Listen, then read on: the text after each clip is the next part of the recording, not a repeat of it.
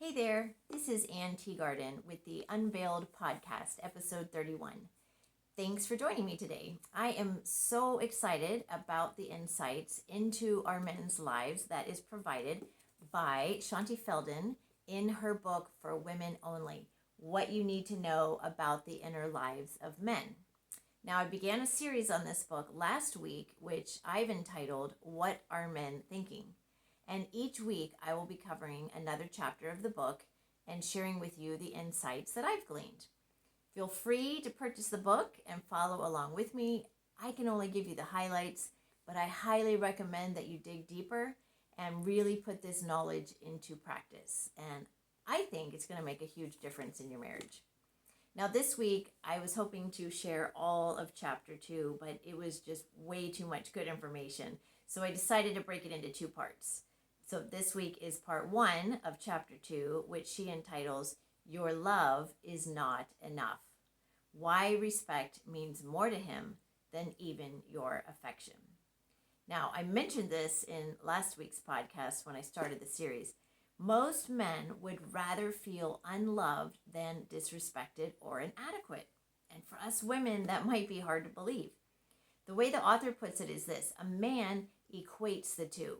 If he feels disrespected, then he's going to feel unloved. Oh, okay. That makes more sense. And I've even asked my husband this question, and he agrees wholeheartedly. Maybe ask your husband whether he would rather feel unloved or disrespected. It could be eye-opening. It was for me. Now, the Bible talks a lot about love, but it also speaks about respecting our husbands. Ephesians 5:33 states, Let each one of you love his wife as himself, and let the wife see that she respects her husband. That's a very simple and straightforward verse. Now, this in no way means that we women don't want to be respected or that our husbands don't want to be loved. But I think it's referring to our primary need, and that's why it's stated so succinctly. Now, most of you are probably thinking, but I do respect my husband most of the time. There are times that we may feel disrespect toward our husbands, but the majority of the times they feel disrespected, we don't realize it or intend it. So, how do we know when we're disrespecting them? There's a red flag: our husband's anger. In the same way that we women cry when we feel hurt, and your husband says, What did I say? A man gets angry when he feels disrespected. For some husbands, that may look like silence instead of outright anger.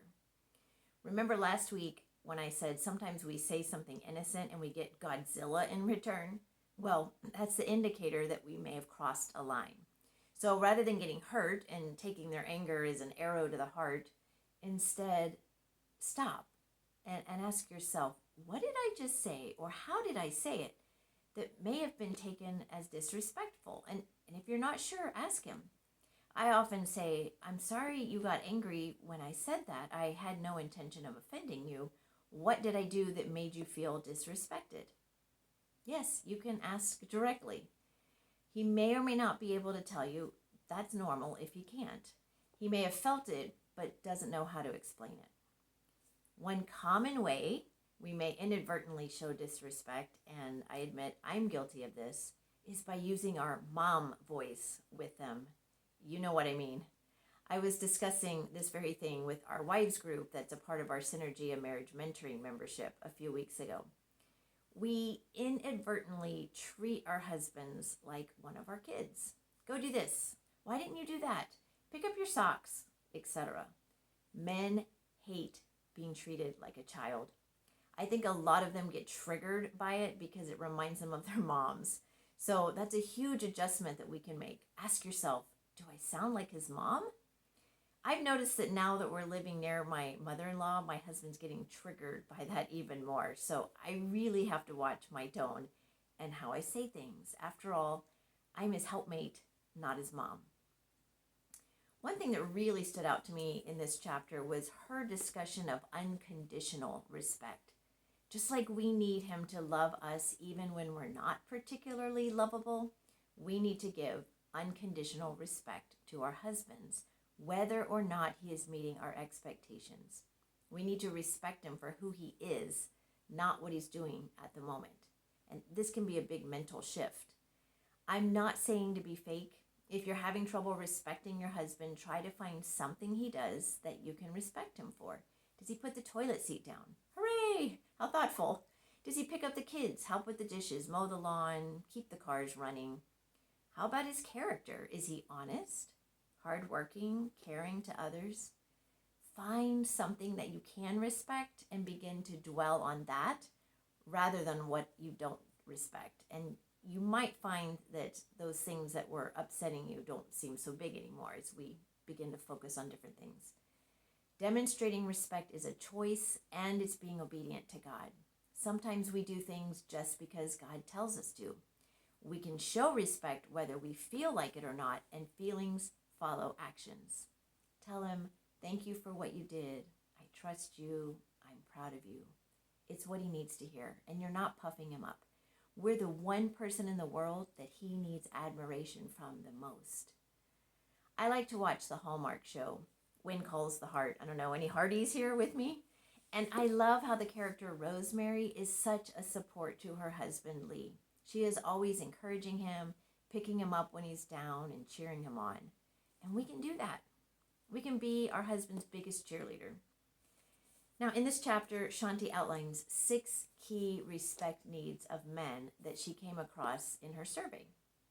They are respecting his judgment, respecting his abilities, respecting what he accomplishes, respecting in communication, respecting in public, and respecting in our assumptions. And I'm going to cover the first 3 this week and the last 3 next week. Okay, so need number 1 is respect his judgment. How often do we question why our husband is doing something or how he is doing it? I'm guilty. We love to be in control. But what if we defer to his judgment? Save the arguments for something that really matters and you feel passionately about. Let the little things go.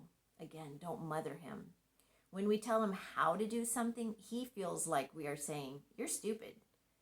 Shaunti's surveys found that men feel like their opinions are respected everywhere except at home. Ouch. But we can change that. We can practice trusting his judgment. Defer to him whenever possible.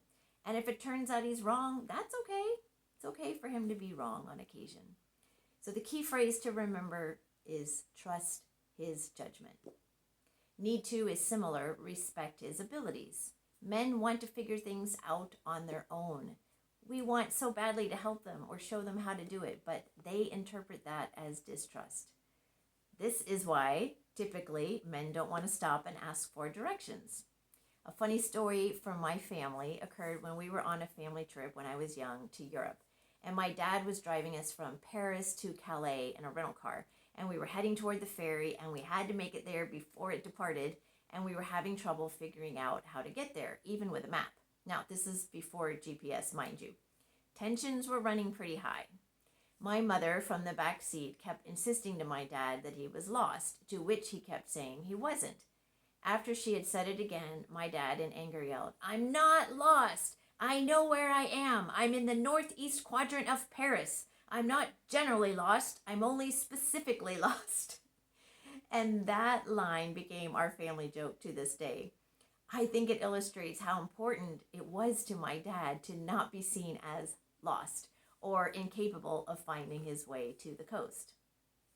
So what if we trust our husbands and don't scold when they mess up or make a mistake? On our first date, Grant was driving around for a while and I was talking away. And at one point he came to a stop sign and said, "I have something to confess. I'm lost." I didn't get upset. I didn't scold. I just laughed and said, "Well, keep driving around until we recognize something." Our joke is that we've been lost together ever since. It's okay for him to be lost for a while. You're together. Yes, it's annoying if you know the way, but he doesn't believe you. I know that. But think about the choice you're making to be right and get there sooner, or to preserve your husband's dignity and your relationship and get there later. Makes it an easier choice when you look at it that way. You want to choose the long-term view. We often want to support our mate by giving him advice, and it's usually good advice, but it can demoralize him.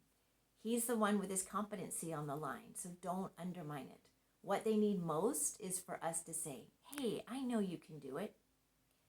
Remember, our husbands may or may not read the instruction manual. Let them do it their way. So the key phrase here to remember is, let him do it. Bite your tongue if need be. Don't hover. Be patient.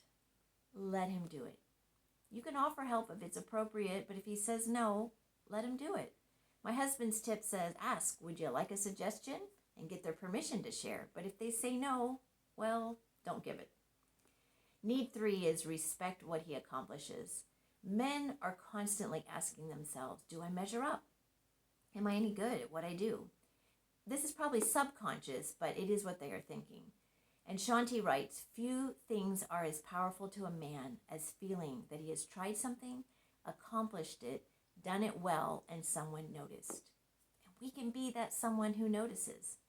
Lots of men get more praise at work than at home, and I know women too, if we're honest, but it shouldn't be that way. We can change that. The one thing we need to watch is that we don't notice with a but attached. I often tell myself and other women, no buts. When I say, thank you for taking out the garbage, honey, but you forgot to put a new bag in the trash, he does not feel thanked. He feels criticized. Even if we phrase it, thank you for taking out the garbage, honey, but could you please replace the bag next time? It's still a but. You fell short. You didn't measure up to my standards. And honestly, women, we have impossibly high standards for our men and even ourselves. So let's notice what is done and not what isn't. Be grateful. Give verbal thanks. Show your appreciation. Doesn't have to be perfect. I've talked a lot about mindset recently. Do you have a mindset of respect or disrespect toward your husband? Invite God to show you and help you change it if needed. Okay, so to review, men want to feel respected even more than to feel loved. Feeling respected makes them feel loved. 3 ways we can communicate respect are, first, respect his judgment. Key phrase, trust his judgment. Second, respect his abilities. Key phrase, let him do it. And third, respect what he accomplishes. Key phrase, no buts. Remember, a key ingredient in marriage is building one another up. We can be obedient and do our part. After all, God said it is not good for man to be alone, and he gave Eve to Adam for a reason. We're to be his helpmate, lover, friend, and cheerleader. Let's let our men be themselves and respect them for it. God made us different, but he did it for a reason. So this week, try some of the things we've discussed. Trust his judgment, let him do it, and no buts. There is no condemnation for what we've done in the past, just a call to a better future. And remember, this isn't about our husbands not needing to improve in some areas. This is about what we can do to contribute to a better marriage and be a blessing to our husbands. If you want a better marriage, it starts with you. Understanding your man is the first step. Next week, we'll look at the respect needs 4, 5, and 6 from chapter 2. Thanks for joining me on this journey into a man's mind, and may God bless our understanding and help us put it into practice. Please share this with your friends so that you can be a blessing to them. Remember, you are loved, you are enough, and you can do this. Go in peace.